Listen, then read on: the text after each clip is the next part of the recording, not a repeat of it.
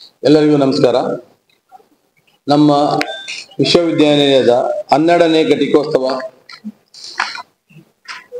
September 6ನೇ ತಾರೀಕು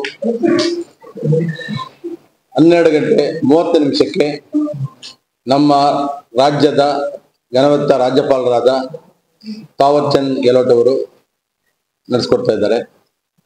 ಇದಕ್ಕೆ ನಮ್ಮ ಹೈಯರ್ ಎಜುಕೇಶನ್ ಮಂತ್ರಿಗಳಾದ ಡಾಕ್ಟರ್ ಸುಧಾಕರ್ ಜಿ ಅವರು ಬರ್ತಾ ಇದ್ದಾರೆ. ಮತ್ತು ಈಗ ಈ ಘಟಿಕೋತ್ಸವದ ವಿಶೇಷವೇನೆಂದರೆ, ನಮ್ಮ ವಿಶ್ವವಿದ್ಯಾಲಯದಿಂದ ಗೌರವ ಡಾಕ್ಟರೇಟ್ ನಮ್ಮ ಹೆಸರಾಂತ ನಟಿ, ರಂಗಭೂಮಿ ಕಲಾವಿದೆ ಮತ್ತು ಶ್ರೀಮತಿ ಉಮಾಶ್ರೀ ಅವರಿಗೆ ಕೊಡ್ತಾ ಇದ್ರಿ. ಮತ್ತೆ ಇನ್ನೊಬ್ಬ ಅತಿಯಾದ ಗಣ್ಯ ವ್ಯಕ್ತಿ ಶ್ರೀ ಎಸ್.ಕೆ. ಮೋದಿ ಅವರು ಮರಣೋತ್ತರ, ಅವರು ಇಂಡಸ್ಟ್ರಿ ಅಂಡ್ ಸೋಷಿಯಲ್ ಸರ್ವಿಸ್ ಅಲ್ಲಿ ಇದ್ದಾರೆ. ಮತ್ತೆ ಮೂರನೇವರು ಸ್ವಾಮೀಜಿಗಳು, ಅವರಿಗೂ ಮರಣೋತ್ತರ ಡಾಕ್ಟರೇಟ್ ಶ್ರೀ ಚಂದ್ರಮೌಳೇಶ್ವರ ಶಿವಾಚಾರ್ಯ ಸ್ವಾಮೀಜಿ ಅಂತ. ಈ 3 ಜನಕ್ಕೆ ಆನರರಿ ಡಾಕ್ಟರೇಟ್ ನಮ್ಮ ವಿಶ್ವವಿದ್ಯಾನಿಲಯ ಕೂಡಿ ಗೌರವಿಸಲು.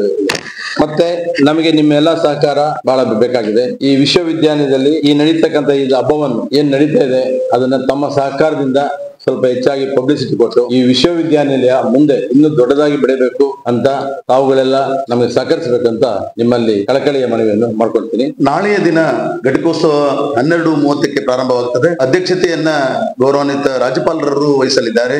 ಸಮಕುಲಾಧಿಪತಿಗಳಾದಂತಹ ಎಜುಕೇಶನ್ ಮಿನಿಸ್ಟರ್ ಕೂಡ ಉಪಸ್ಥಿತರಿದ್ದಾರೆ. ಈ ಘಟಿಕೋತ್ಸವದಲ್ಲಿ ವಿಶೇಷ ಭಾಷಣವನ್ನ Shivaprasad senior scientist IIT Dharwad ಇವರು ವಿಶೇಷ ಭಾಷಣವನ್ನ ಮಾಡಲಿದ್ದಾರೆ.